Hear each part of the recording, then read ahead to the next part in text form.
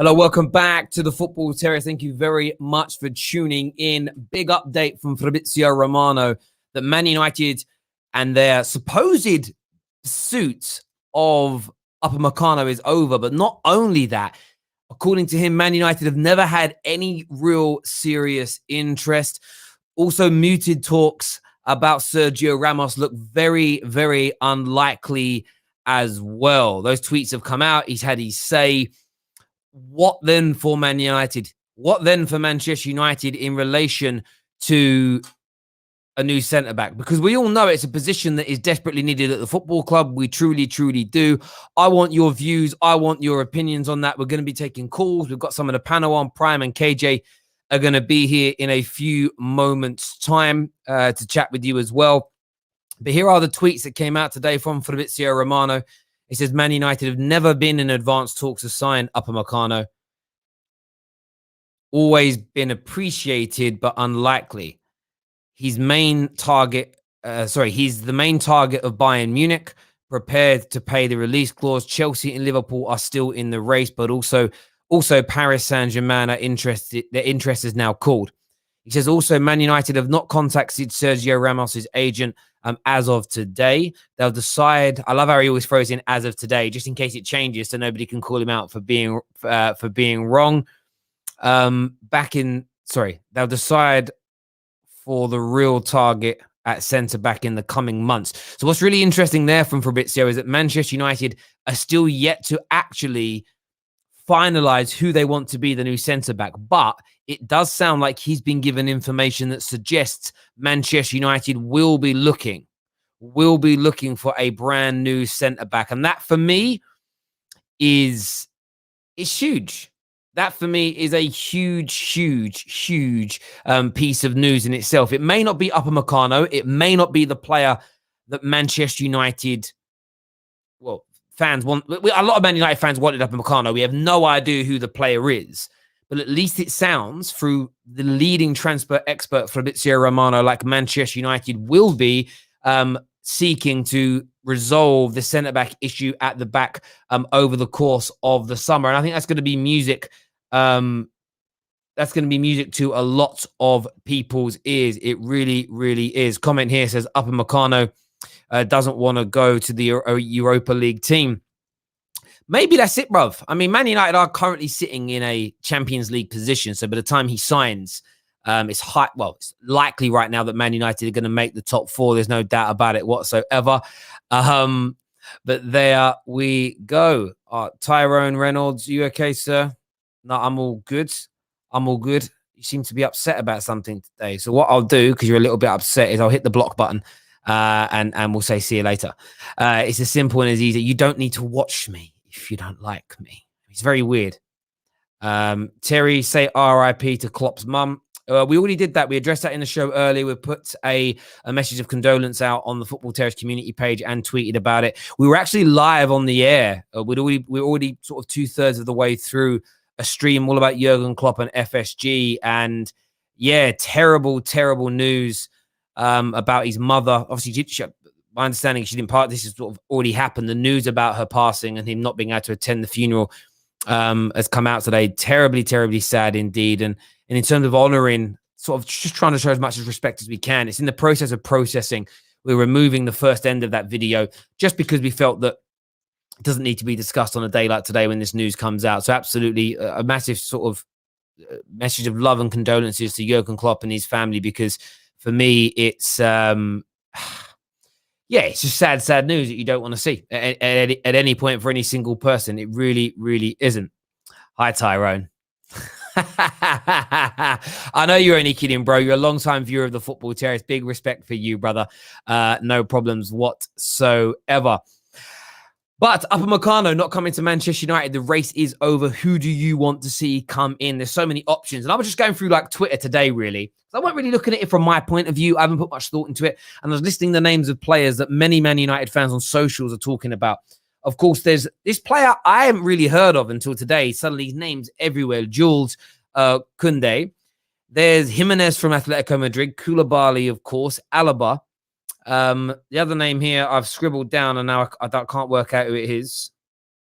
Why does it look like Gomez? It shouldn't be Gomez. Fofana is a name that's come up. Torres was another name that came up as well. But I want to ask you that question. Somebody here says it's happened to Pep as well. Yes, I know Pep's mother passed away in the summer, and we were actually, ironically, we were live on the air when that news broke, and we did exactly the same thing. We wished, we sent condolences. We said, how sorry we were for it. So yeah, we wouldn't do it for Klopp and not for Pep. Okay, we're really not that kind of football community. We're really, really not. It's just not the way we are. Make sure you're smashing that like button. Get yourselves over to the Discord server. We're going to share the link on there for you to phone up and have your say in just a few moments' time.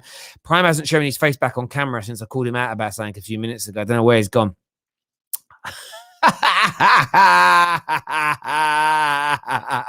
He has gone. He just put himself on and he went away again.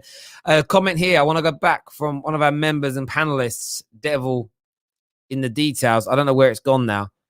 I think he says he wants Kunde. But I've lost the chat because I was searching for something else. So the only thing about Super Chat that annoys me, you lose chat sometimes. Some of your comments are so weird on here. Oh, hang on. iTest comment. United are not a serious club. With this sort of attitude, 21 will not be coming for the next 10 years. I'd love you to explain what you mean by that, bro. I really want to hear what you mean. I really, really do. Let's get the panelists on now. Then we're going to start taking your calls on this. Oh, hang on a sec. Here's Danny. Oh, hang on. Wrong one. It moved again. See, do you see what happens? Terry doesn't pretend to watch every league. People, we have lives. Of course. When people say, how have you not heard of Jules Koundé? Because I don't watch European football. I don't. And do you know what? If I played FIFA, like if I don't. When do I ever claim to watch? He's at Sevilla, isn't he? When do I claim to watch that? I've seen a few Champions League games. That's it. I don't play FIFA. So, and I don't play Football Manager. When I was younger, legitimately, I knew the names of so many up-and-coming young players or top players across Europe when I played computer games. Generally, because the better the player, the better the ratings are, as a general rule. Although one year, Kieran Richardson won World Player of the Year in Football Manager 2006. Kieran Richardson, bruv. Can you imagine? But yeah, they don't always get it right in their predictions. But yeah, so for me, I just don't watch all European leagues. And I do believe that people that claim to are liars. Maybe in the last year, people have had more time on their hands. But I used to know this guy. He used to stream. He doesn't do YouTube anymore. He used to claim to watch all of the top 5 leagues. And I kind of asked him, how does he do that? Like, where does he fit the time in to stream 3 times a day and watch every match from 5 leagues over a weekend? Man must be a bat, bruv. Like, even if he's a bat, he sleeps in the day. What kind of animal don't sleep? Are there any animals that don't sleep? Sharks, maybe. I don't know if fish sleep. Do fish sleep? I have no idea. I have no idea on the SP when it comes to that one. But do me a favor, as I say, smash that like button, ladies and gentlemen. We're going to get the panel on right about now for you. That's what we're going to do. Terry, I think United need a leader. Yes, they do. We're going to get onto that. Man are talking about Varane coming to United. Do me a favor. I don't want that man here. Now, I do know about him because I watched him play. Very good defender. No leadership qualities. Let's get the panel on, people. Hit that like and share button. Let's go.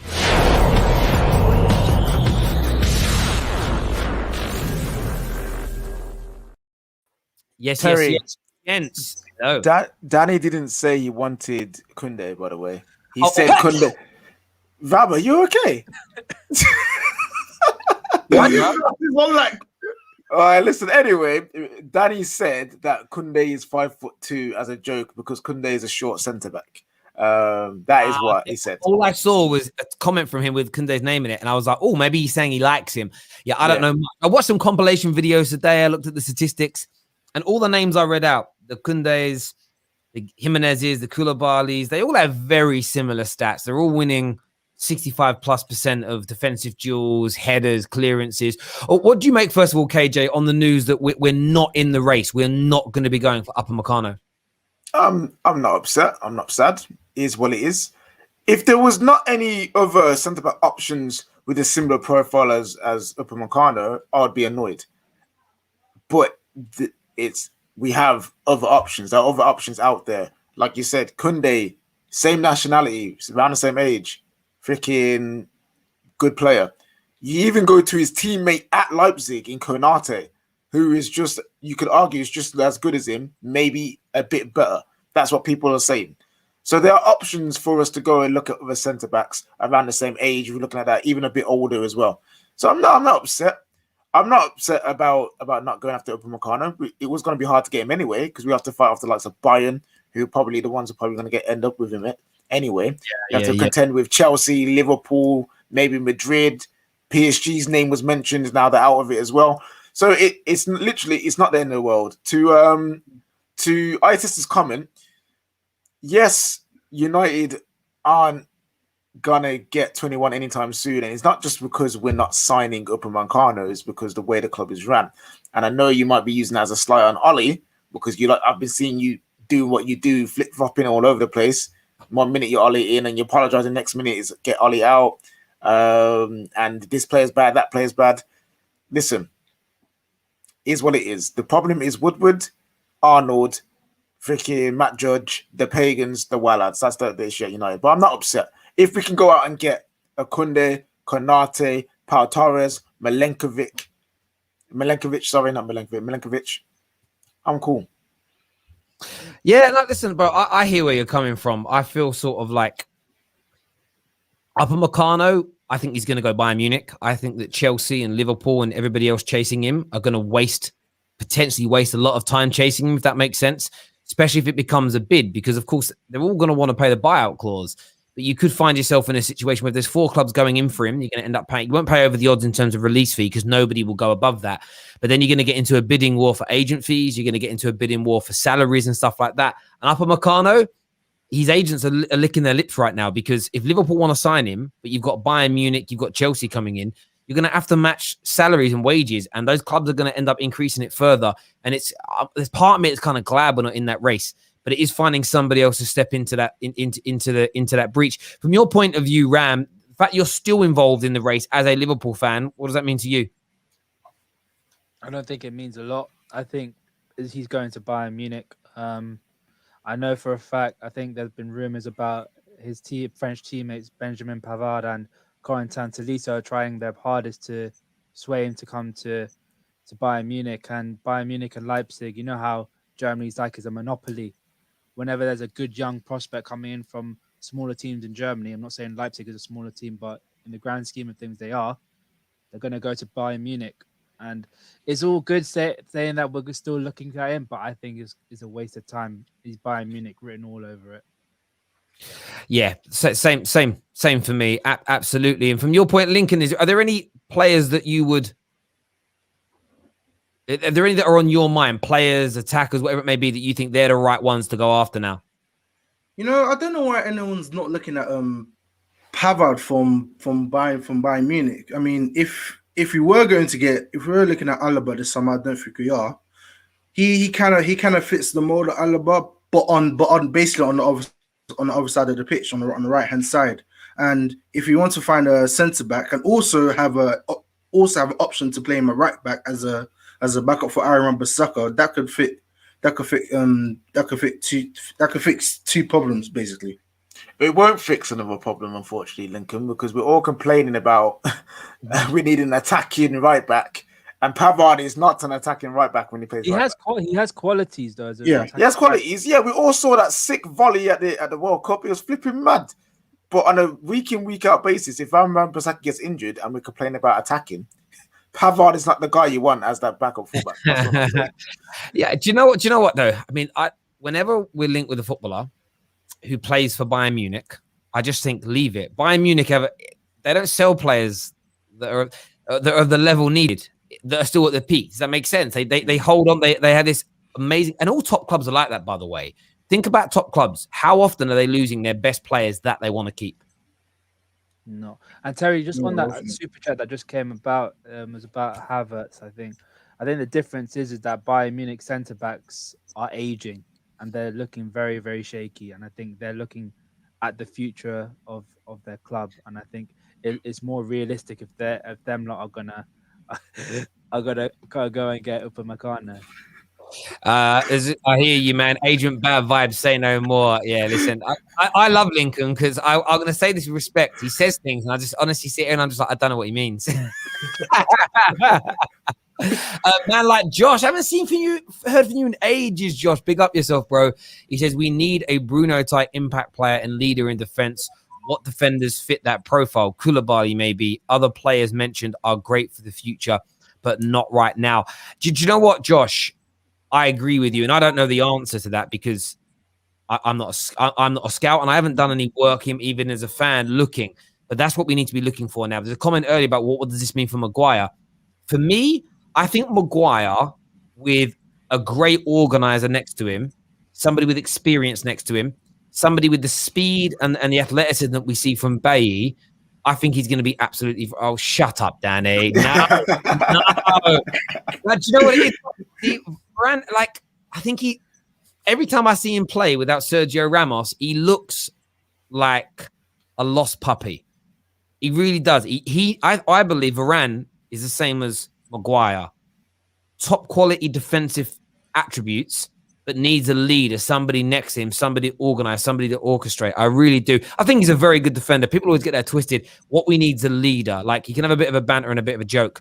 But there's a problem with... I also think, by the way, if he's brought in Koulibaly and played Koulibaly next to Lindelof will improve as well. Like, I'm not saying Lindelof's as good as Maguire, he isn't, but that's my kind of view on that as far as that's concerned. Winter Surfer here says, new Marvel series, Agent of Bad Vibes on Disney. Look at his face. Look at his face. I see Agents of Bad Vibes when I see Disney Plus. I mean, yeah, that could be some good. Do you know what, bruv? I think if you gave it like a speech for your daughter, I think if you gave a speech at your daughter's wedding, people would be like, I didn't know we'd gone to a funeral, bruv. Like, I remember, honest to God, right? I remember that's all me. A friend of mine got married and her dad got up and did the father of the bride speech. And it was 37 and a half minutes because we timed it of him. It was so bad. It was great. He just kept on talking about all the people that weren't there because they were dead, right? I knew it was going to be that. The way he did it, it was like, so he started off with my mother. I'm not going to say the real person's name. My mother loved Emma. Emma and my mother, they were the best of friends. They did, but she isn't here because she's dead. Oh, no. And my brother Tommy was the first person who got Emma into ballet. And we all know she's the accomplished ballet dancer. He would have loved to have seen her walk down the aisle, but he's also dead. And this went on for 37 minutes. I'm sitting there thinking, bro, it's a wedding.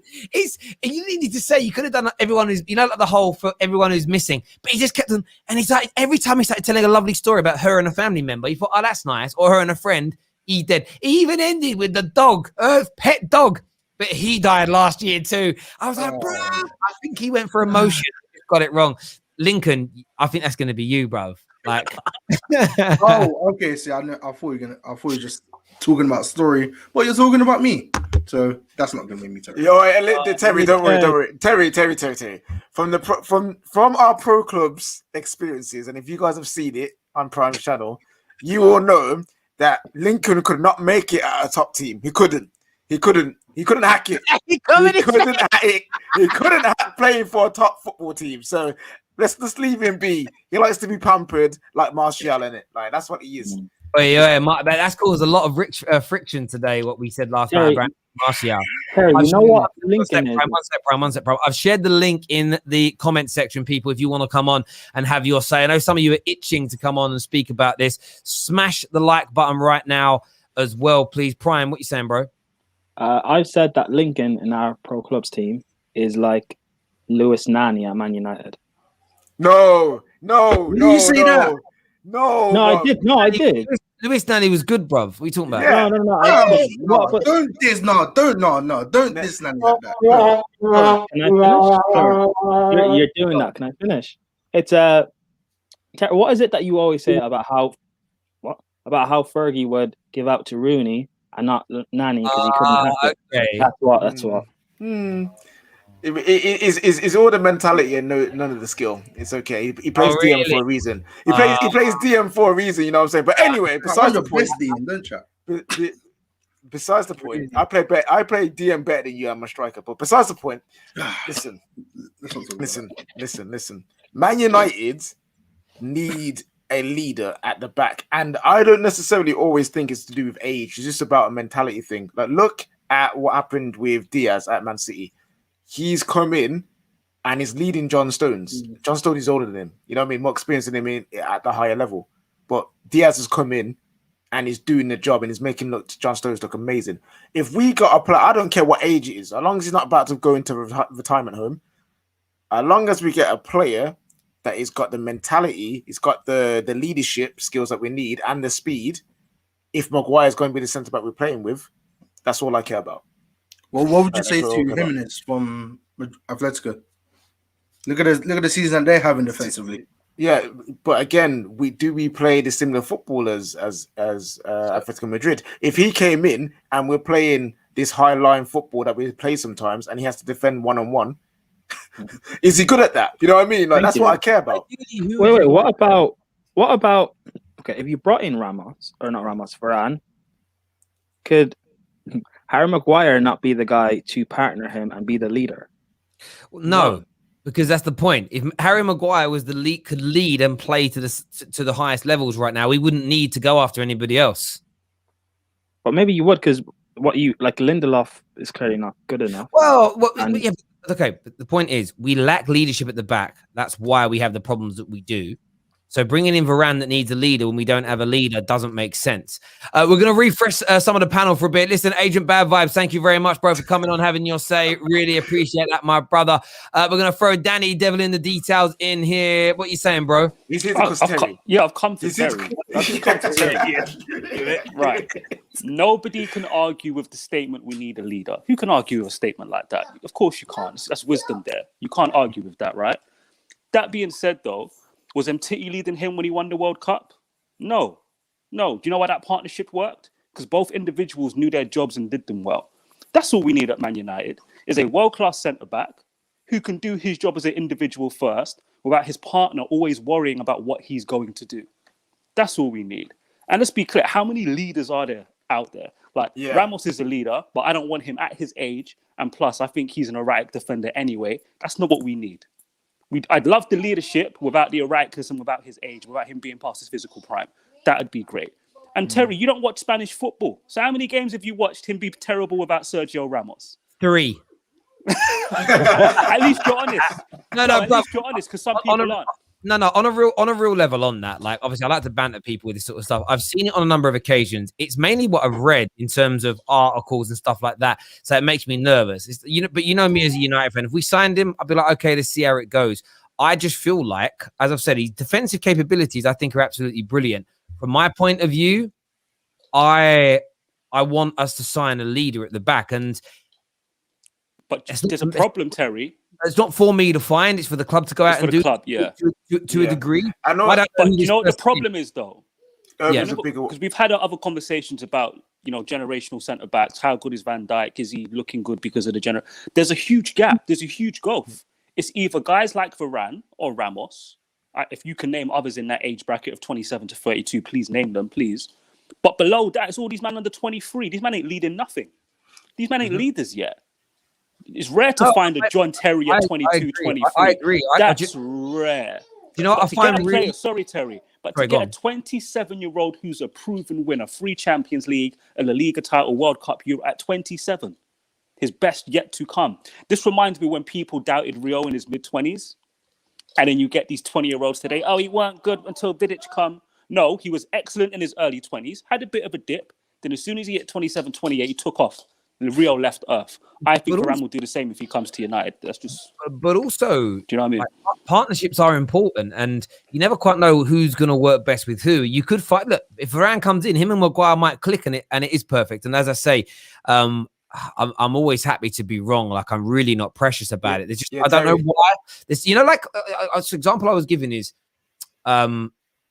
every time that the ball comes to the feet now of Dean Henderson, I get nervous because of that mistake he made. I think for me, the last 3 or 4 times I've watched Varane, plus what I've read is, he's gone backwards a bit. He lacks leadership. He doesn't do so well without Ramos. So that's obviously in my head, but I'm happy to be educated by people that actually watch it. And the reason I'll trust Danny's opinion over some random troll on YouTube is I know that Danny watches the football and can explain it. After people like an eye test, you know what I mean? Eye test will probably say the same thing as Danny, but we know man is just clutching just to try and win a debate.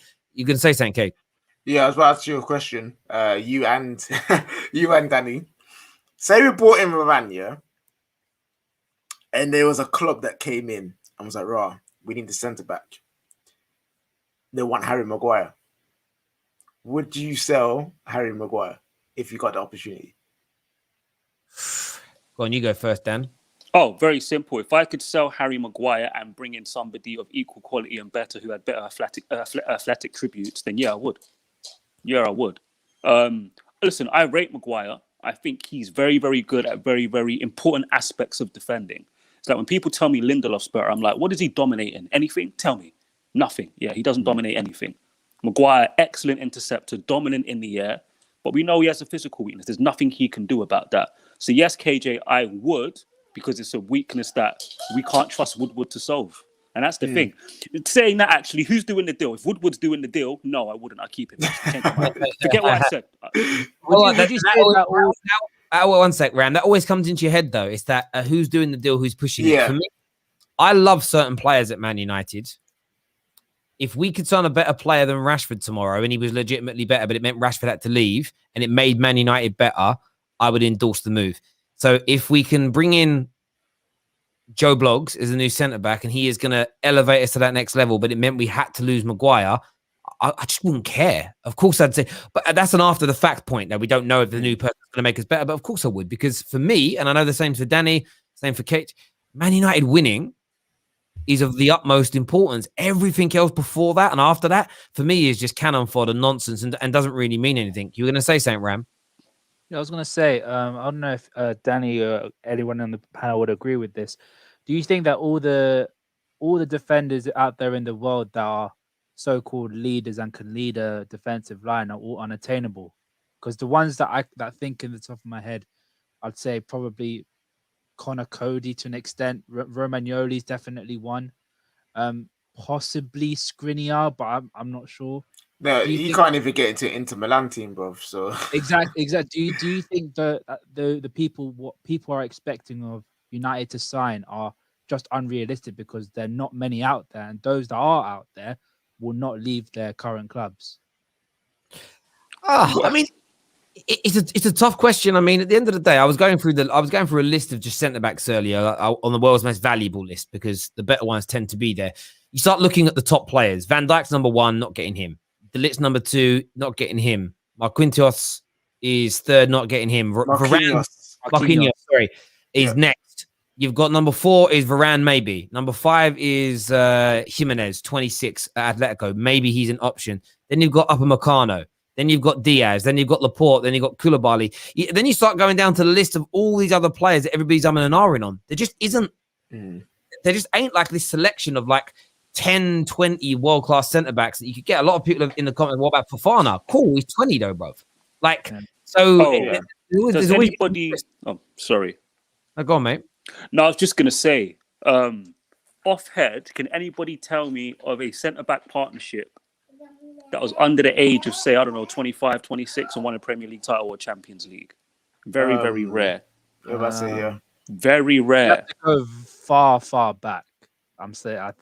I think like even the great United teams always had like the centre backs were of a good age and a good experience. Yeah, because centre backs are at their best between 27 and 33. It's just a fact. It's just a fact of football. That's why I'm not keen on all these 21-year-olds if Varane's available. Look, if Varane signs a new contract, cool. I can't complain because he signed a new contract, right?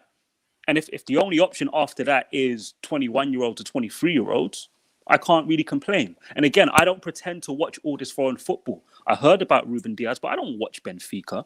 It's all well and good. Some guy on Twitter saying, yeah, I told you about Ruben Diaz, yeah, but you probably told me about 5 other players that flopped. Like, you know what I mean? You want to scream out one time that you got it right. It's true. Go on, Ram. I was gonna say on Danny's. I feel us as the English media and English fan, or just fans in general, we don't really understand the centre back role. It was almost as if we're comparing them to a striker, but it's not. It's completely. What? No. In terms of You got to start talking about Maldini. No. Wait. Unpack it. What does that mean, Ram? So, like, you know how an up-and-coming striker comes out and then around about that 24 to 27, 29 age, they start to get to their peak. So 24 years old, they get to their peak. For defenders in general, their peak is normally around about their late 20s, about 28, 29. And I feel that... No, that's what I'm saying. Football fans in general, they're just saying, they're comparing defenders as if they were strikers when it's not. Well, I'm so confused. But I still think most strikers peak between 27 and 33. You get a very few Rooney's, Mbappe's who actually clip. If you look at Cristiano Ronaldo, check his age when he first started actually like revving up the amount of goals. I swear it was like 23. Like maybe a little young when it started to jump up. People forget Rooney was better than Ronaldo for the first 2-3 seasons they played together. And that is true. So listen, Ram, I hear what you're saying, but I think that's a pretty fair thing. Super chat here from Chris, who says, as someone who watches a lot of, I don't know, I'm not going to say the CONMEBOL. It's basically the UEFA of the South American continent. Okay. Trust me, Jimenez, I think it's pronounced Jimenez, is the best centre back anyone should be looking at. Learned under Goodin for such a long time, and he is always brave and never takes a back seat. And look, if you're part of a defensively, if you're part of a Atletico team, you can defend both in both ways, because they definitely play sort of a low block, more pragmatic approach against the bigger teams, and they attack and open up against others. And maybe that would suit Man United perfectly. But everyone's going to have a different view and opinion. We're going to take some calls now from some of the people backstage. I didn't mean to click on that. Very, very sorry. Okay, cool. We're going to get Baz on the show first. Member of the channel. Baz, welcome. What do you want to say, bro?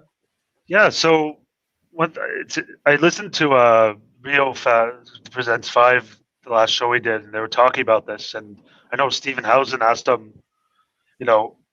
from your position, because you're obviously world-class center back, when Maguire, like, why wasn't Maguire, like the last goal against us, why wasn't Maguire taking over Calvert-Lewin?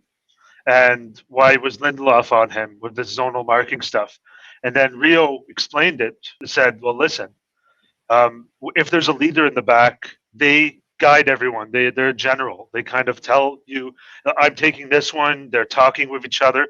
So that stuff isn't happening in our back line at all, because we know David De Gea doesn't do it. And we know that Maguire should have been the guy that did it, but he doesn't do it either. So obviously we need a field general in the back line, and that should be the number one thing, an attribute they should be looking at. Even if you get someone who is not world class, but is going to bring that, I think that's better than getting somebody who's going to have to learn into the role, kind of like what Devil Details was saying, getting a 21-year-old that's going to kind of work into that level. It's going to take 2 or 3 years.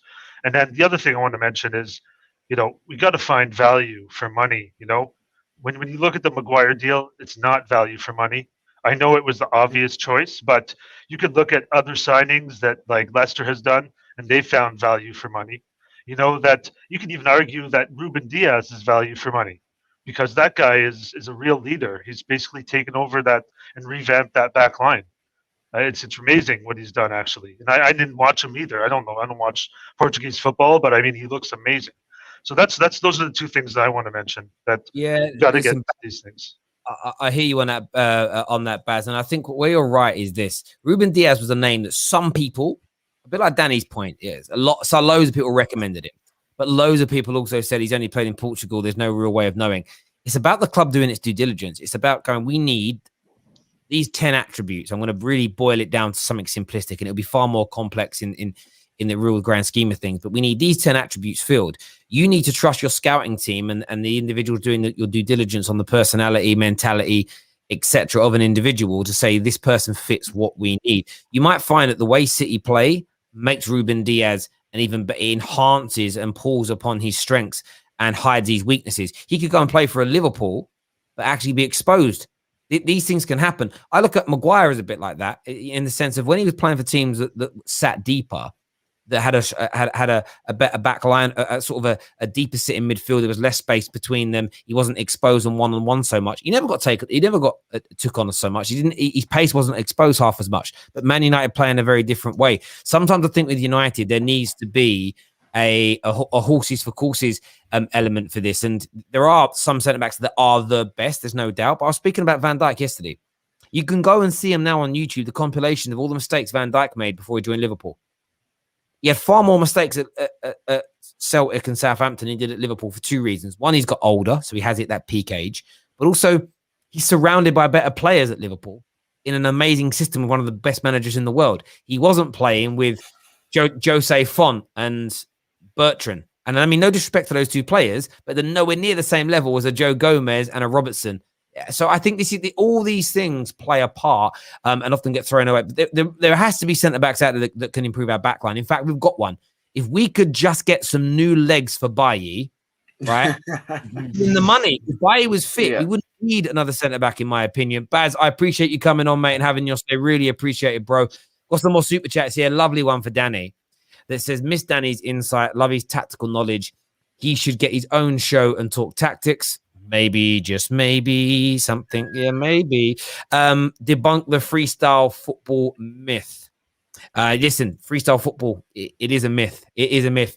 What's that film, Kevin Costner? Dry land is not a myth. That's it is. Freestyle football definitely is a myth.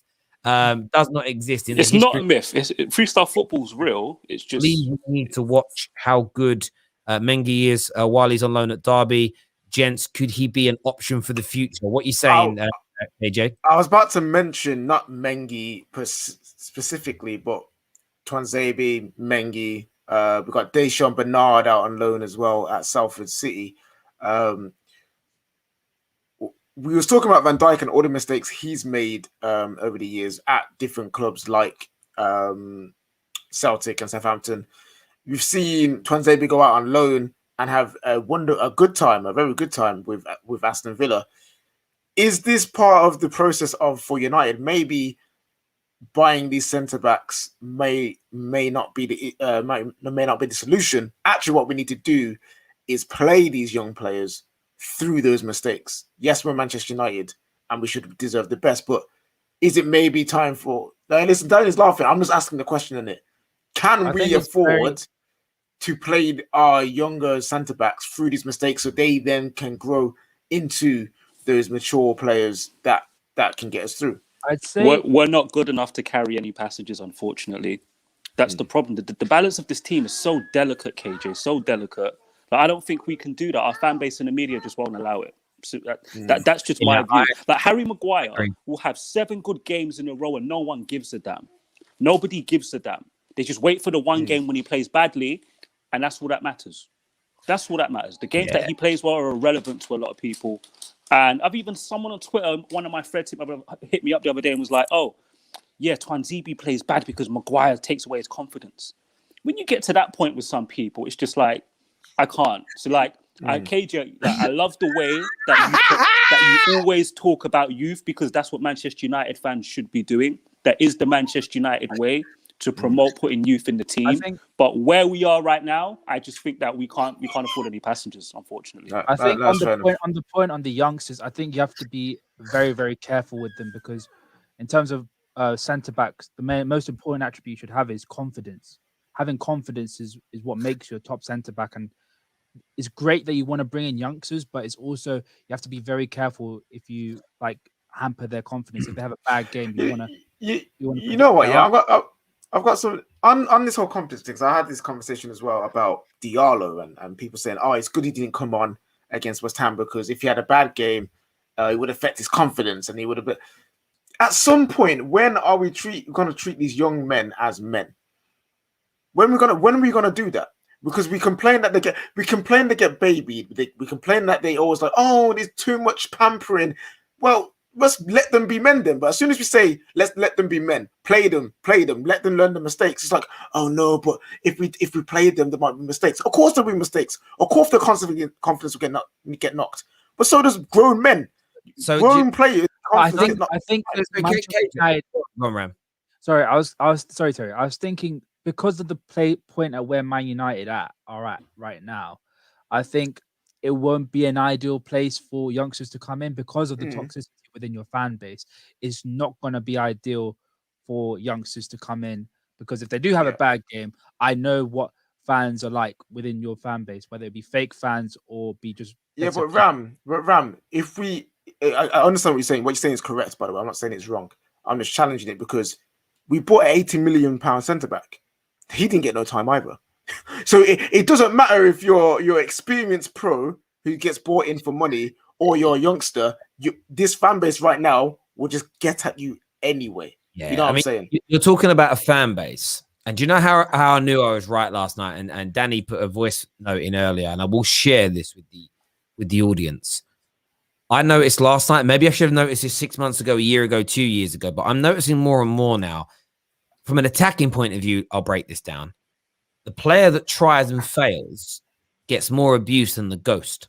For whatever reason, or that the individual that's safe and doesn't take any risks, as an example, we've created this almost this enigma within football. Danny didn't watch the game last night, so why he didn't come on and review it, because why would you review a game you didn't watch? We sometimes get callers like that on here. Like, I didn't watch the game, but I'm like, bruv, you got to do one then. I don't want to hear about your match review if you didn't watch the game. But Danny said, I've seen a lot of stick for Rashford. But I bet Rashford was one of the most creative players. I bet he was dribbling past people, trying to make things happen, trying to win the game for United. And it was like all just kind of laughing, going, yeah, absolutely. That seems to trigger just the right type of person in the right kind of way. It's like tweeting the Earth's flat. You just know it would trigger certain people. And it does that. And I feel I actually get where you're coming from, Ram. You have that many, the youngsters are going to be turned upon. Nobody's got patience anymore. Nobody wants to wait. We've seen the last few games, all the tweets are out. The way we're playing football is awful. It's impossible to win the league playing this way. Ollie's got to go. And you know what? Maybe Ollie's never going to win us the league. But it's the hyperbolic overreaction again. These are the same people that in the summer, when we were talking to them on this show or we were watching their channels or reading their tweets, were like, I just want next season, I'll just be happy if Ollie improved us. Highest goal scorers in the league, second in the league, through to the quarterfinals of the FA Cup, got to another semi-final of the League Cup. Yes, not great in the Champions League, granted, but overall this season, we are factually a better team than last year overall, and they're still not happy. So the point is where I'd agree with KJ on this.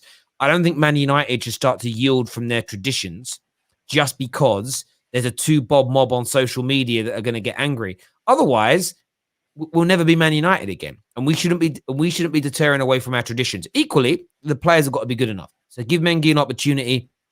As we say, Tuanzebe for me is not a good enough football player to take Man United forward, in my opinion. I really don't think he is. I just something about him. I think he's a good footballer, but I don't think he's ever going to be. I look at him and think John O'Shea level is going to be about his ceiling. Terry, I love the fact. Sorry, KJ. I love the fact he mentioned John O'Shea, because do you know what makes people think Tuanzebe's ceiling's higher? The fact that he's athletic. It always does. Athleticism always tricks people. Always tricks people. If a player's got no athleticism, you pretty much just have to assess his intelligence and nothing else. But athletic players, they can trick you sometimes. In that situation, did he get there because he read the game well, or did he get there because he was quick? It's a tricky one. But I agree with you. I think, to be honest with you, I think Ollie did make a mistake. He got promoted with Villa. Should have left him there. I don't know why we brought him back. And I think he's missed a key opportunity to improve. And moving forward, we need to sign a player that's ready to go now, not can he be better? Like I'm sick of the question marks, man. Can we get some? Can we get some world-class players at Man United Football Club, please? Is that all right? Is it okay for me to request that? No, that's true. You're right, but in terms of Tuanzebe,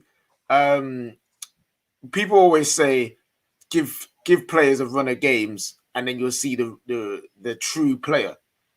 The issue with Tuanzebe is he's never had a run of games. I don't even remember how many games in a row he's ever had that's more than two.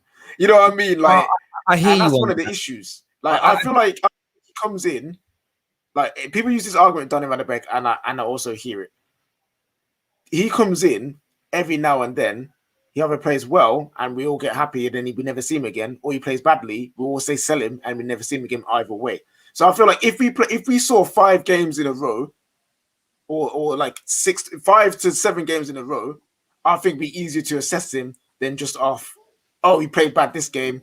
He's crap. We should sell him. Do you know what it is, KJ? I can already see he needs to get over those concentration level humps that most players at his age that haven't played top flight football. I'm talking Premier League, Champions League level. He hasn't played that kind of football.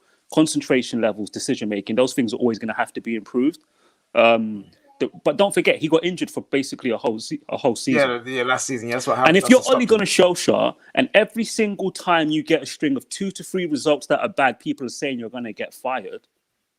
Would you play a young player, or would you stick with what worked for the most part? And Danny, you bring up such a great point that this is the problem with fans. You can't play people. You can't demand the manager play people through bad form and then overanalyze every single element of every single performance and go from 1 week saying titles on to manager's got to go, because we know this creates too much pressure. You either want to allow people to develop and go through the bad times and be given a run of games, but that could impact the team, or you don't. You know what people keep chopping and changing between the way they want the football club to be run. Do we want it to be more City based, more Chelsea based, where predominantly buy a little bit of development, but predominantly buy, or do you want it to be a mixture of the two things? For me, I like the way United have done it in the past, but for the United way to work in the modern day game is you have to be patient with your manager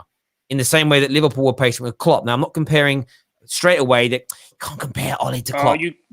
I'm not comparing Ollie to Klopp. Not for one. Stop being hyperbolic. Stop trying to win a very small little battle within the war here. We've had 2 other managers who in their careers have achieved as much, if not more, than Jurgen Klopp has done in LVG and Jose. Now, you may not have been a fan of their style of football, but we never allowed either of them to see it through to fruition. If we never allow a manager to come in, whether you rate the manager or not has to become irrelevant, because it's about supporting the role of which they have and the kind of integrity around it, which is if you don't want to be like a Chelsea where you're just pumping money into it and buying players at every single position, a manager needs to be given a 3 to 4 year plan to come in, integrate, buy who he wants, go through the tough times to hopefully come out the other end smelling of roses. We never allow anyone. We're like stars in their eyes. You know, tonight, Matthew, I'm going to be. They go out the back, the shutters open with the smoke, and we don't let them. There's no one. They're gone. Do you know what I mean? They go out the back, they do the transformation, but we never get to see them what they look like or what they sound like. Hold on. Allow it to come to fruition. Did that come back, Terry, or this old man talk? Because I know what that is. Boy, it starts in your eyes, bro. That starts in your eyes, fam. Matthew, I'm going to be. That's a great show. But no, like, that's my view in it. And do you know what? I understand a lot of people's criticism. When I've read some things today, Ollie isn't going to be good enough. I'm like, I get that. But I also know if we got rid of Ollie tomorrow and we brought in Nagelsmann, and 18 months, 2 years in, we're not the finished article. We're building towards something.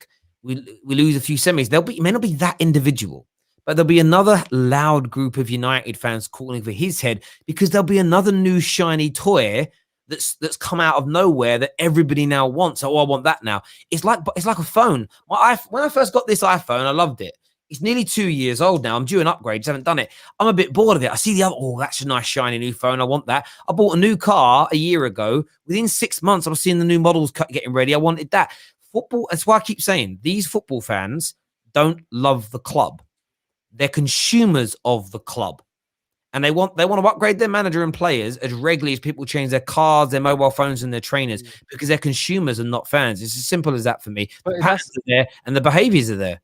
Terry, when you talk about like cultures of both like United and Liverpool, the whole idea of playing youth has been stemmed off this whole culture of we want to promote this. You man play youth? What? We do. We promote youth. That's a myth. What do you mean? It's a myth. It's a myth. Oh, yeah. In the Premier League era, yeah, I don't remember. Besides Gerrard, Manaman, Fowler, Gerrard, Owen. Look how old those men are. I'm talking about modern times. Yeah, you got Curtis Jones and Can we just add some facts to this? As far as I'm aware, only one top flight Premier League team in the Premier League, we're talking winners here, always has an academy player in their match in their first 11 or squad. For like 30 years, we've done that at Manchester United. We're unmatched. So on that one, just chill, just settle, just grab a cup of tea or something. You know what I love it? That's why last season when I saw Chelsea getting all that praise for playing their youngsters, I don't even know why. it boiled my blood. I was like, rah, like they've done it for 1 year in like 20, and you want to talk about it like it's a breakthrough. Do you know what I mean? I remember being a kid. I remember I went this whole year, my like final year at school, I trying really hard to be a good boy. And I really was for ages. And I never really got like any recognition for it. And one kid that was naughty every week had one good week, and they got him up on stage and gave him a certificate. It really made me angry. I was like, rah, I've been good all year. Nah, I know what it feels. You know, Man, you know, 1 week. And that kind of thing annoys me. Like I was a naughty kid at school. I weren't naughty. I weren't naughty. I was dyslexic. So I what? No, Oh, you're you're pulling the dyslexic card. Oh. I didn't read stuff. So like, because they didn't really recognize it. So I used to have this English teacher, and this woman would make me stand up and read. So if I knew that class was coming, I was like, how do I get out of it? I know I'll do something bad at lunchtime so I get isolated, so I didn't have to go into the Does that make sense? It was calculated from my point of view. I wasn't naughty because I'm dyslexic. It was, how do I get out of reading? How do I get out of the next class? Because whatever, that's what it was. And I just didn't like this teacher. So I do these things. I remember them saying, you need to be better this year. The reason I had to be better is because Team GB were like, you're not going to be able to compete if you keep getting in trouble. Because they used to read our school reports. And it was like, you're not going to be able to come part away with it. So I had to be really good. That's so hard for me as well, like trying to be good. Because that was a madness. We're going to get some more callers on now. We're going to get Hawk onto the show. What's Hawk's real name? I'll be clicking. Oh, his name is Hawk. Some people have their little abbreviated names and their real names above. But here's Hawk. Who do you support, Hawk? Manchester United. Cool. What do you want to say? I just wanted to talk about how people are saying that Donny van de Beek. I've seen people say that Donny van de Beek is a number 10 when you saw him play at Ajax, he played mostly on the right or deep line midfield with a CDM next to him, and that's where you get the most out of him. No, I'm not laughing at what you said. I'm laughing at this comment here. I just read that. From your point of view, like who's responsible for Donny van de Beek being in the poor form that he's in? I feel like I don't think it's anyone's fault. I think it's just we've got so many good players and he's just not really getting into the squad and he's not playing regular football. Yeah. How old are you, young man? Can I just ask? How old are you? 16. Oh my, Ooh, this just 16-year-old is speaking more sense than 20-year-olds and 23-year-olds I'm seeing on my timeline. It's nobody's fault. I don't have to blame anybody. This is a consequence of things that happen in football. Have you got like an applaud button or something, Terry? Because this, I like just. You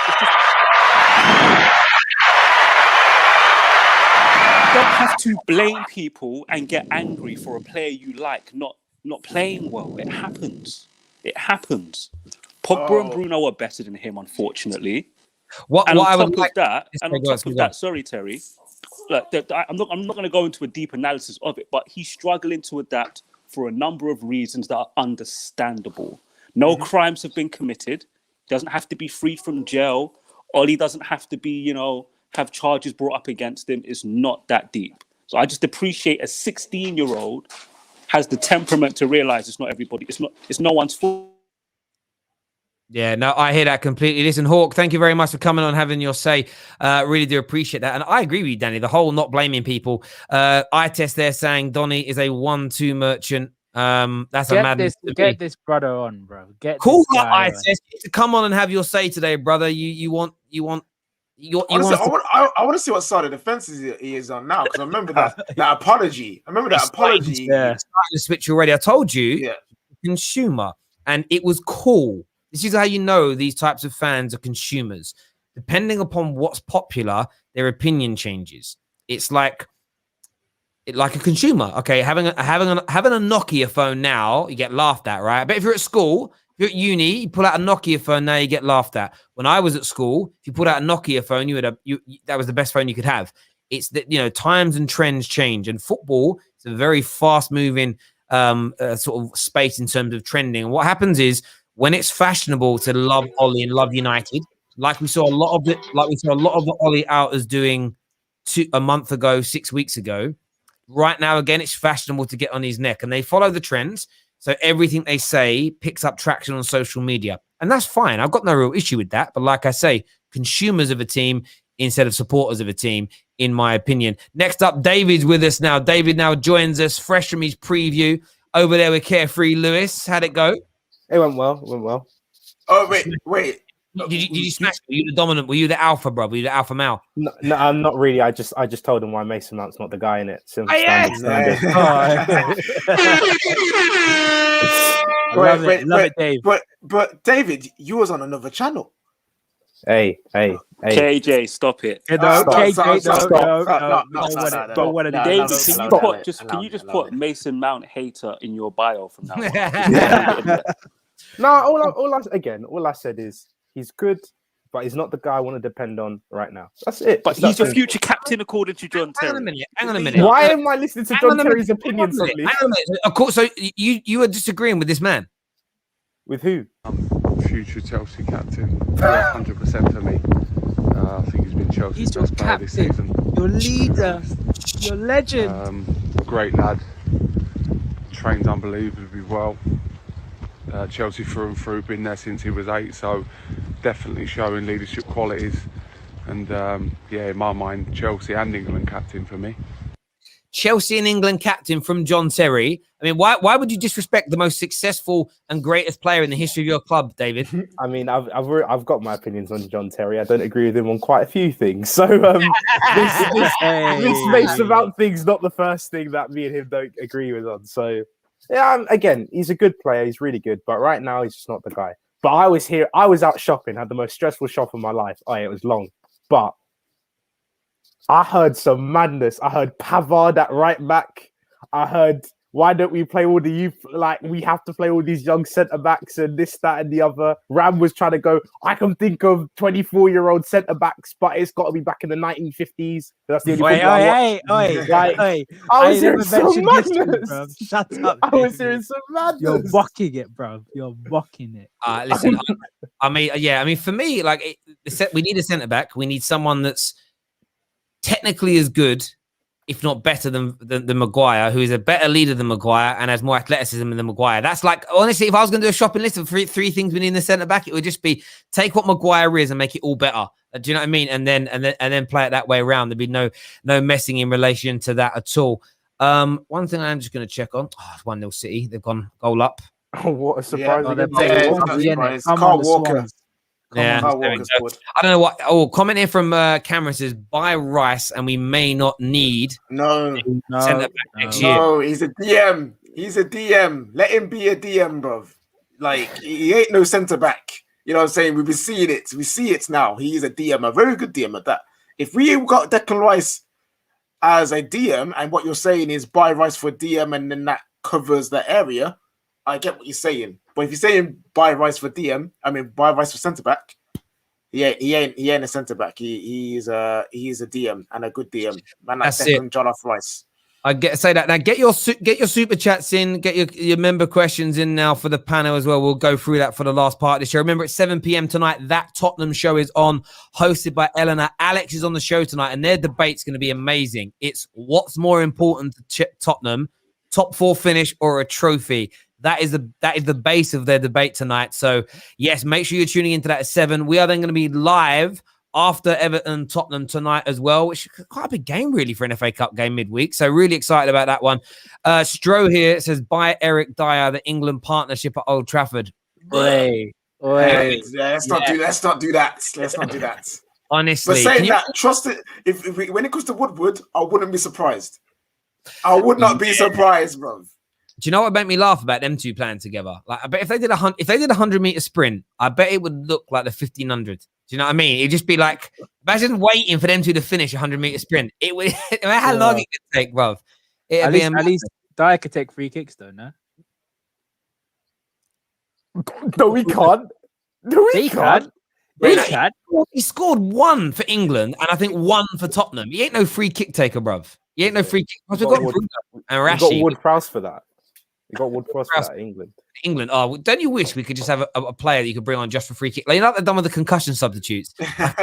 Free kicks. So, like NFL. Yeah, special teams. Yeah. Special teams. Get Wood-Prowse on. Get Woody-Prowse on. That would be a good one. I always love playing. I used to do that on shows before. Like, if you could change one rule in football, what would it be? That'd be a good one to do now, actually. If you could change one law, they're not rules, they're laws in football, what would it be, Ram?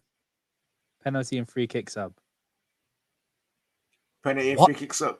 So if you want to take a pen, you can sub someone on and then take them back off. They come back off. I just said penalty and free kick sub. That's all I heard. Okay, David, how about yourself? If you could change one law in football, what would it be? I've got two, actually. First of all, it's not a law, but it has to be said. Ram and Lincoln stop playing. David, don't try it. No, second of all, what I would actually do, being serious, if you win the foul, you got to take the free kick wherever it is. So if Harry Maguire wins a free kick on the edge of the box, Harry Maguire's got to take it. He's got to try and put that ball top corner. He's got to. I quite like that though. That's quite a cool rule. It changes things massively. How about yourself, KJ? What would be your thing? No handball. No handball. Just carry the ball. No handball. Complete scraps all over the pitch for the ball in it. May as well make it a pseudo rugby. Screw it, bro. You know what I'm saying? No, I'm joking. That is a foolishness, and you need handball in the game. You know what though? No offside though. Screw it, bro. Screw the line. Screw VAR. No offside. No offside. No offside. No, I should have. Do you know what I should have done? Do you know what I should have done? I should have made offside even worse. You got to be clearly behind the defender. Make it even worse. No offside. Boom. Like, just screw it, fam. Go hanging. No offside. Go hanging like at school. Yeah. Come on. Yeah, that says ability to overturn a VAR decision. I mean, that's not going to work, is it? Like a review. It's not going to, unless there's an independent VAR who are appointed by you that review the system, because let's just say VAR. One sec, Ram. Let's say VAR says it's a pen. The referee says it's a pen. VAR says it's a pen. Who are you appealing to? The same people that just said it's a pen. I would do this. Keep VAR, but it doesn't get involved unless there's a challenge. Yes, that's what I'm saying. Like cricket, like challenges. Just review it. VAR would only ever get involved with challenges. That's what Said. Yeah. See, my law changes are harsh, right? Because I don't like cheating, right? I'm a big thing on this. So, time wasting. Time wasting for me is a bugbear. It's like a pet hate. So, free kicks, throw-ins, goal kicks, all that shenanigans that you get. You have a 5-second win, other than shooting opportunity free kicks where the referee's holding it back. From when the referee said you can take it, you have 5 seconds. 5 seconds to take it maximum. And I'm talking proper countdown. I want sirens going off with lights when it's past 5 seconds. I don't want no one getting 100 second more. The decision is reversed if it goes the other way. So if you're 1-0 up and you get a free kick, and we'll take 30 seconds to take it. No, 5 seconds reverse the other team. If it's a goal kick, other team gets a penalty straight away. That way, you stop time wasting. I mean, you could just stop the clock. When the ball's out. That's not a good enough punishment, because you can. No. I'll tell you why. I could stop the clock, but you still take a minute. What time wasting does? It's like, say, like your team's losing and you're bombarding your opponents. They need a breather, so they time waste, right? Yeah. So you could stop the clock, but you can still stand by, take a breather. If you know that I have to take this goal kick within 5 seconds of the ref blowing his whistle, you can't time waste. As they get a penalty, you're going to concede. It would mean more goals. Time wasting. Whenever your team's losing, how much does time wasting annoy you? No. What about sin? I respect it. You're a madman. I'm a Chelsea fan. I've been growing up on it. Madman. Terry, what about sin bins? If it was time wasting, you get to. No. I've got a thing for sin bin. Boring. I got a sin bin thing as well. Cynical fouls. Any team on a counter attack where you get dragged down, it's an instant 10-minute sin bin, no matter what's going on. The pen. No, I've got so many of these, right? You can't have more than 8 players in your own half the box.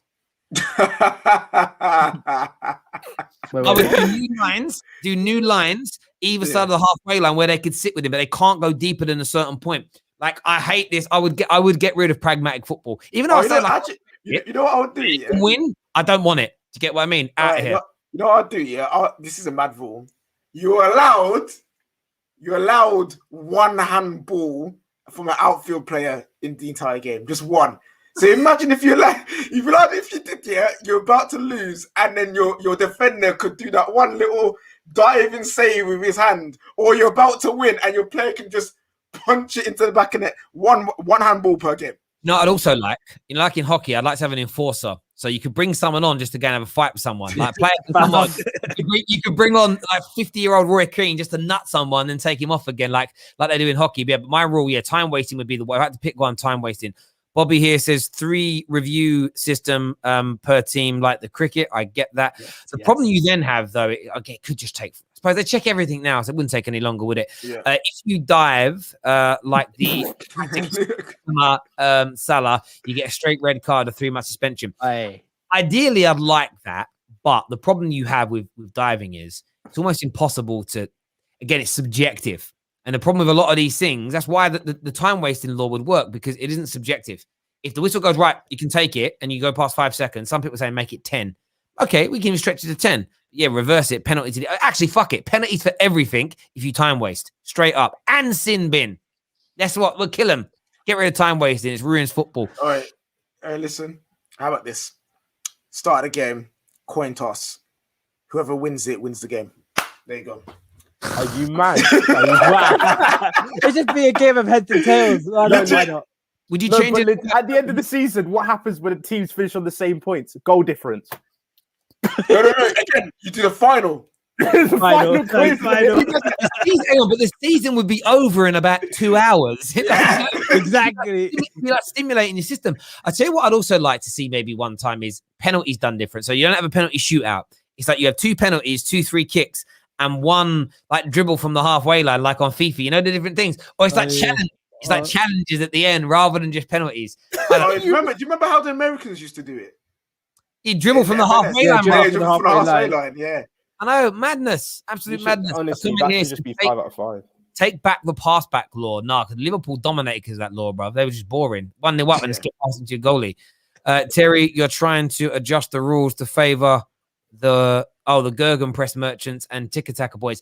No, not really. I just think for me, I'm trying to favour Man United. In my lifetime, more teams played low block against us than attack us. So if teams couldn't play low block anymore because of a rule change or time wasting, it would benefit my team. Also, it would benefit all the big teams would like my rules, because we all get time wasted against, barring Chelsea that have always been rich man Stoke City. Oh, and here's a mind trip.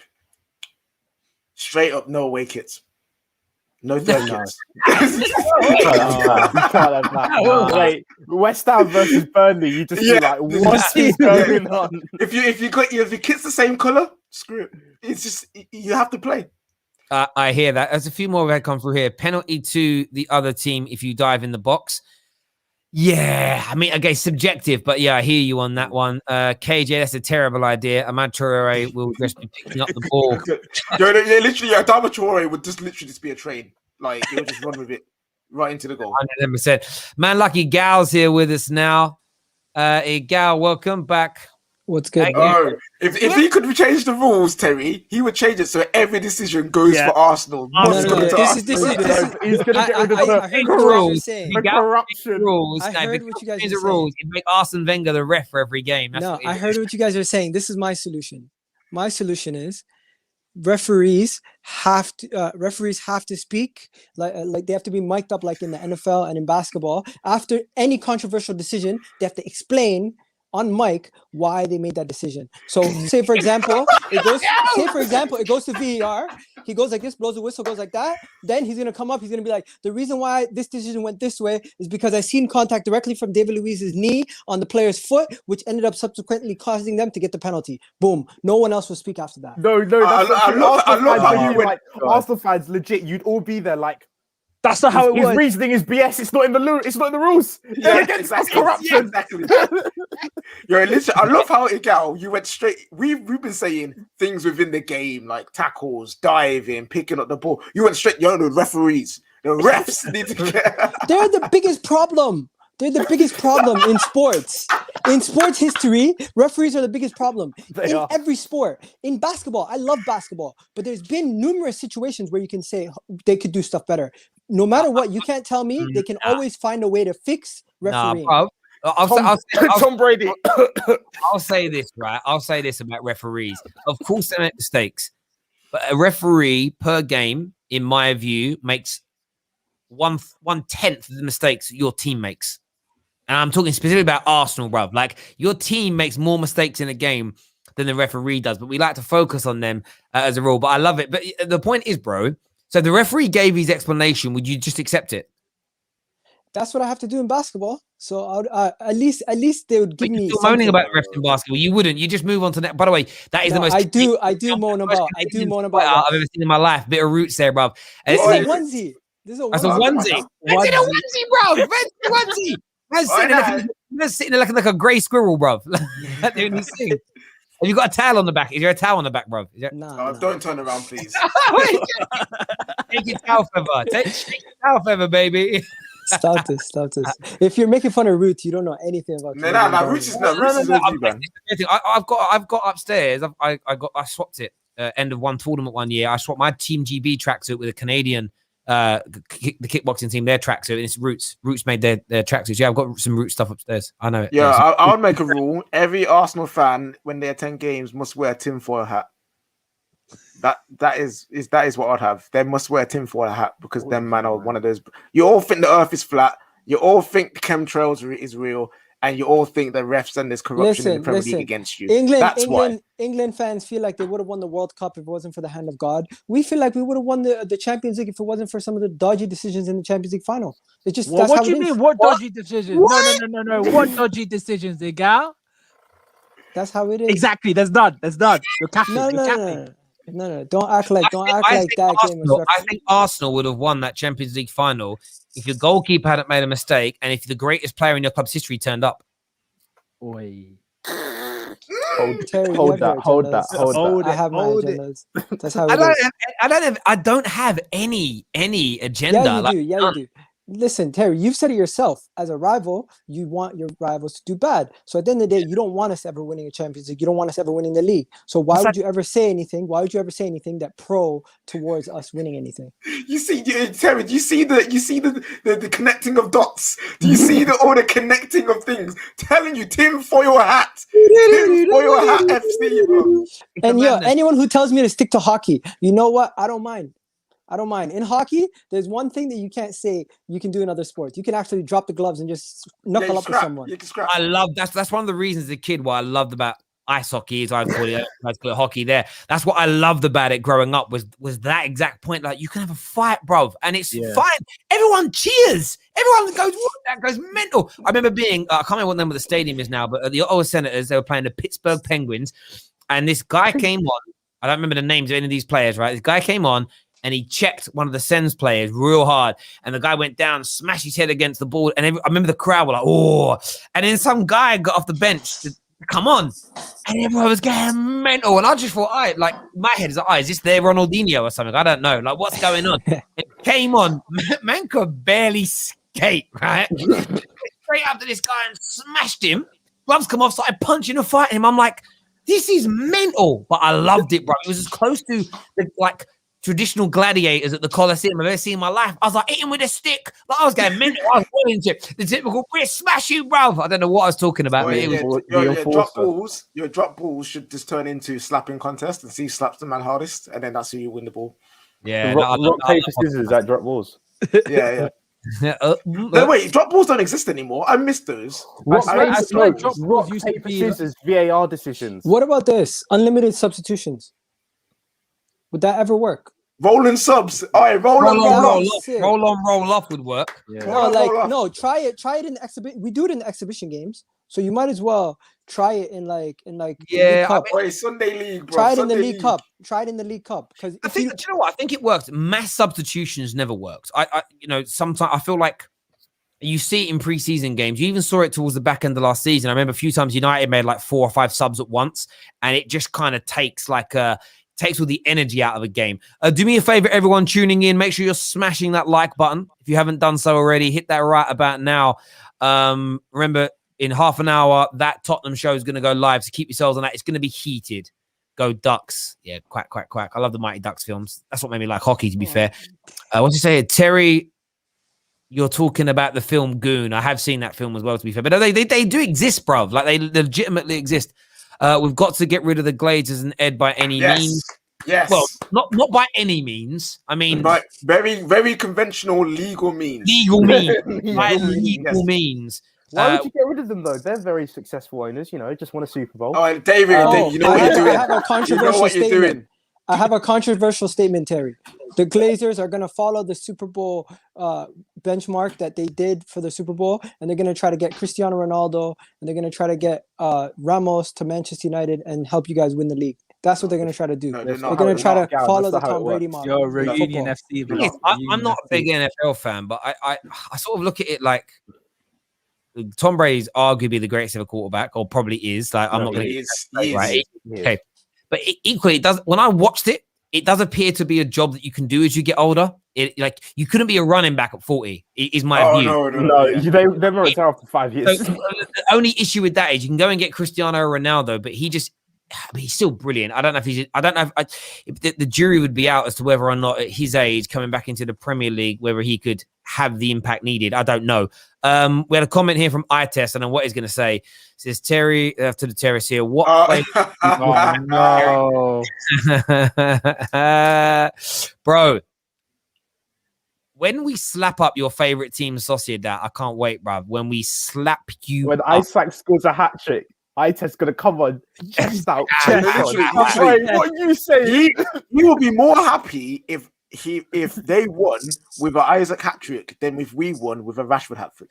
Bro, that's the consumer element of football fans these days. Being right is more important. Being fashionable is more important. But I'll make you a little bet. If in any of those two games I test, if Isak scored a hat trick against United in either two of those games, I'll give you £100 cash. It's not a bet. I'll just give you £100 cash. I'll wire it to you, and I'll wear a Liverpool shirt for 3 streams running. If he does, he ain't gonna score a hat trick at all. But I have that. I'll put that wager on it.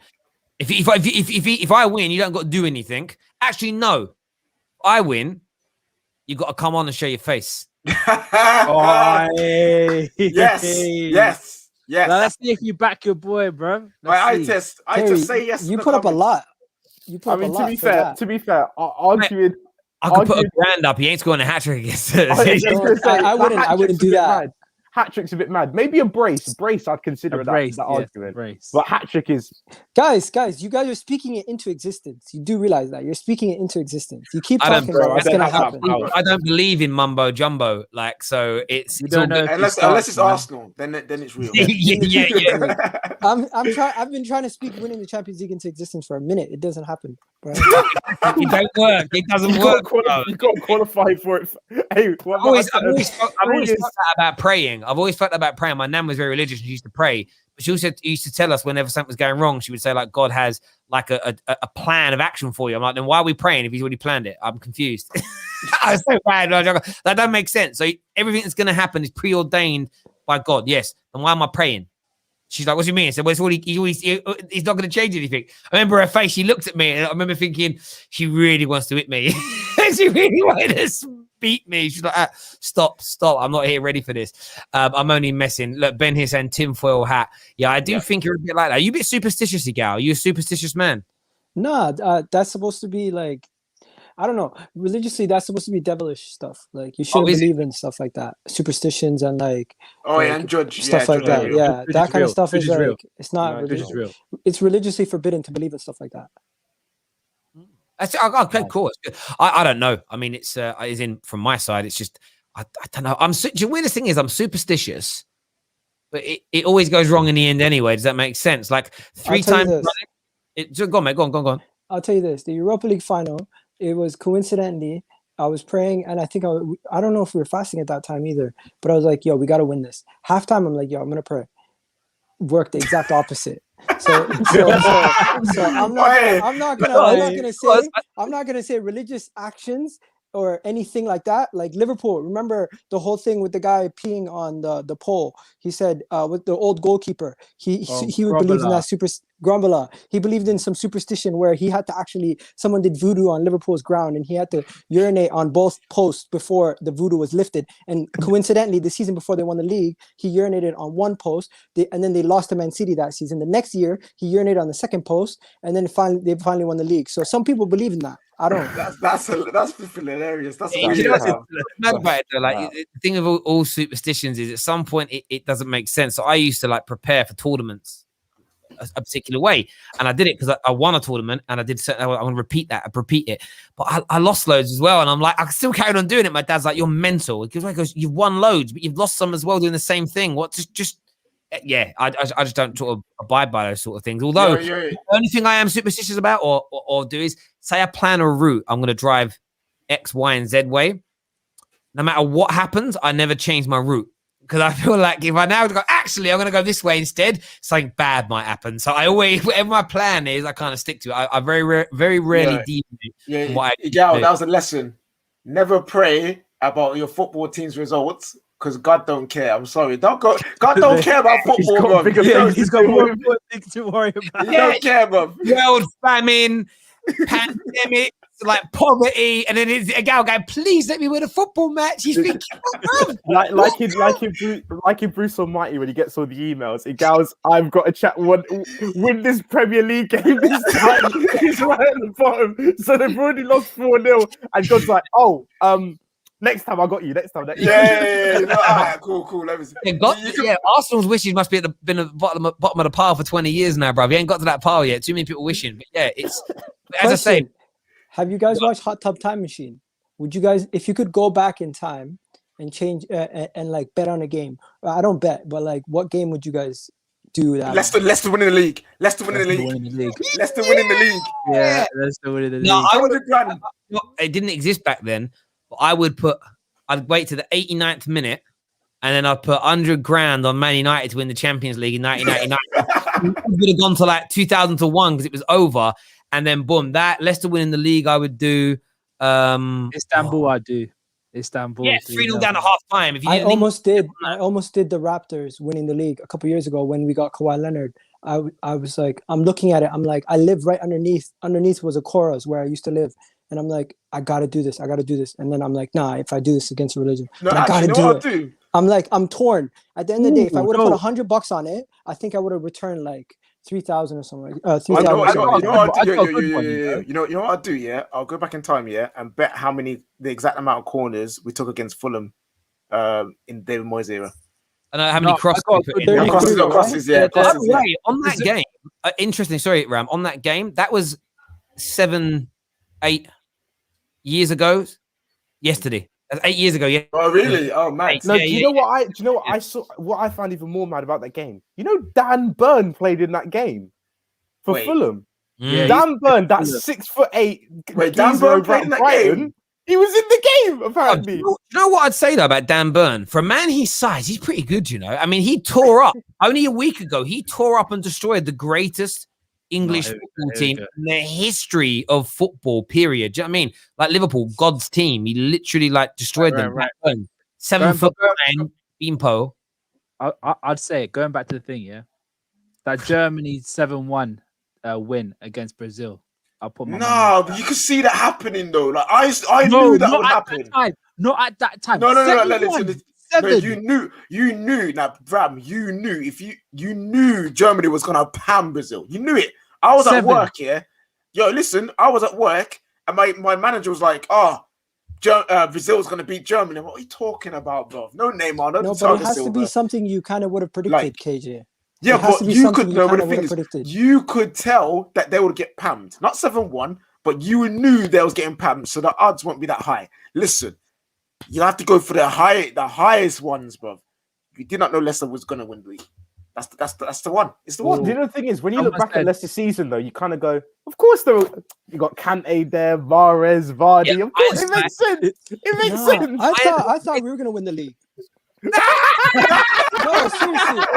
seriously. You guys are laughing. A lot of Arsenal fans thought after Danny Welbeck scored that goal, I thought we were going to win the league. I thought it was ours to lose at that point. Is that when you started? That's when you started supporting Arsenal, wasn't it? Nah, I started supporting Arsenal in like 98, bro. What have you got? Is it joke? Someone said Greece winning the Euros. Oh, Oh, yeah. that's a good one. Yeah, that's Oh, good. yeah. That's What a good about Chelsea winning the Champions League? Oh, Bayern's backyard. Get I've out of got here, a bro. one. Nah, I've got a man. little one. England to win the penalty shootout in 2018. Like, I mean, who's taking that one? No, Beckham's free kick. Oh, Against against Greece. Beckham's against free Greece. kick. Yeah. Against Greece, yeah. Do you know the irony about that is? It's the worst game I'd ever seen him have for England, barring the one where he got sent off, because he was awful in that match. Run around like a blue-ass fly, always out of position. He was accountable, like he was his side of the pitch where half the goals, like the goal. Yeah, it was a weird game, but he scored the equalizer, the goal to put us through, and everyone loved him for it. And I love Beckham, by the way, but yeah, they got on him for that. Go on, Remo. I thought he got a goal and assist. Might have done. I can't remember now. He set up Sheringham. I was Maybe. Ooh, Ben had a probably, good one. you know, I actually probably wasn't even alive at this point. So You probably weren't. Ben, that's a good one, actually. That last minute goal. Again, Wait. like... Aguero, yeah, Aguero's one. Wait, if I could remove, that's if I could remove one, not whole game. It has to be a moment in football. What would it be? Yeah. I actually think the Aguero one. It would either be the Aguero. Would you change? So it'd either be the Aguero goal, or I would have made Gazza's leg 2 inches longer in 1996, so he taps in the ball at the back post, and we beat Germany and go to the final of Euro '96. I think those two things would be the ones I would change. Terry, the commentary would be. No, sorry, David. I was going to say the commentary would be Balotelli, Aguero. He's missed it. He's missed it. No, it'll be Aguero. Oh no. Terry. Yeah. Remind me, if the season before the Invincibles, if we would have beat you guys at home, or was it home or away? If we would have beat you guys, we would have won the league and we would have won 3 in a row. So if I could change a game, I would change one of those games against Manchester United to flip the league into our favor, and we would have 3 in a row. And you won't have that Arsene Wenger never got a double. Arsene Wenger never got 2 in a row. I mean, or he would have had 3. That's a fair point. I'll change this. I'll change 2 things in one moment. Kane passes to Sterling, and Sterling actually can score tap in. Oh my God! Yeah. Do you know what I always love about that thing where people get a Harry Kane? It's like acting like Raheem Sterling didn't miss bare tap-ins in that World Cup. You know, like it's like you reap what you sowed. You know what I mean? The man got fed so many opportunities. I was so desperate for Raheem Sterling to have a great World Cup as well, with everything gone on prior to the World Cup. For me, it would be Arsenal to lose one game to stop the Invincibles. I mean, that would have been nice as well. Yeah. For me, it would have been England winning on penalties against Portugal in 2006, because I think we could have won the World Cup in 2006. What we could have won the World Cup during the Euros. 2006. Oh no! Oh, Ram. Sorry, I got you. I thought you said Euros. Sorry, I thought you said Euros. Or the biggest one. The Glazers never take over United. There's one. And 2, Ronaldo never leaves Manchester United. Oh, that would have been amazing. We would have won 4 on the bounce. We'd have won 4 on the bounce. For me, it's got to be John Terry not falling over. Because he's, again, the ball, Van der Sar's dived the other way. Van der Sar's dived the other way. Like, hang on. If you can, for me, if I could change one thing that John Terry had done wrong in his life, I know what I'm picking, bruv. And it ain't nothing to do with Bridge either. Terry, if he's done it once, he'll do it another point, okay? He'll do it another time, right? That's how it is. But, like, honestly, Van der Sar's going the wrong way. So he knows the penalty's in the right spot. It's just because man was like, wee! I've got a question for you, Ram. What would you rather change? Steven Gerrard slipping or Solskjaer has won it? No, Gerrard slipping. It's got to be. So he could have won everything. Gerrard would have won everything that is possible. Wait. How about I don't care about you. I don't care about you. How about this? I want this? Good. How about this? It's the same result. It's the same result. Gerrard slipping or Company screaming against Leicester. Which one we take away? The same result. Yeah, you both end in both things. You end up winning the league, but which way would you want to win it? You know what I'm saying? Oh, the double or Gerrard winning the league, bro. Oh, that's difficult. So would you put a double winning Premier League, Champions League winning season above Gerrard getting a Premier League title? Mm. But there's also one key factor you're missing out about winning the Premier League title with Gerrard. But I won't throw that out there because I'm too smart for you. I'm gonna let you fall into this trap. Go on, make it. I don't know because Gerard's been. It's so Stop hard. sitting on the fence. Get Stop off sitting the on the fence. I fence. can't do it. I can't do it. I love Gerard. You can. Bro, this is not a political question. Just pick one. Pick, bro. Say it. Oh. Say it. Say it. Oh, in the comment section, help him out. Actually, I have a think about it. Say it. If Gerard didn't slip and we won that, we would never have Klopp in our team. Ah, I'd go for the double. I'd go for the double because I was thinking that because if Brendan Rodgers wins the league, even if he was poor the next season, I don't think he'd have been sacked as quickly as he got sacked. Klopp would have gone somewhere else, wouldn't be here now. And that's really taking it to levels. But it is true that would happen. Cantona, was this I hear? Cantona, not Kamikaze kicking the fan. So Man United would have won 5 league titles on the bounce. That's very true. That is very true. If Cantona hadn't got suspended that season, we very likely would have won 5. Still one of the greatest moments in football history. I don't care what anyone says. It's true. That should be Kick It Out's new logo. Cantona, you know what I mean? It should be. We've got Jesse here who says Gerrard moves to Chelsea so he wins the league. Also, if Gerrard goes to Chelsea, England do better because you would either one of them doesn't play or you find out a way to play both of them. You know, categorically it doesn't work, and then go from there. Or just place goals. The Glazers never buy Man United. Oh, that would be. Yeah, that'd be amazing. There's so many. I'll tell you another one, but this would damage. This would be great for United and damaging for Chelsea. You know what I'm going to say, didn't you?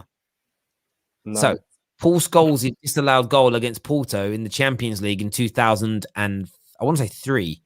Was it 4? No, 4. Oh, because Porto would have gone out. Jose wouldn't have won the Champions League, and I'm certain that Chelsea would never have appointed him at that point. Which means that in 2 years you then had of winning the league, that could have helped Arsenal because Arsenal's still a very good team. But for me, that's also a moment that always, for about 10 years, just stuck in my throat. And it weren't until about 2 years ago I watched the game back. I've never been able to watch it because it made me so angry. So yeah, here's a petty one. Burnley never get promoted into Premier League.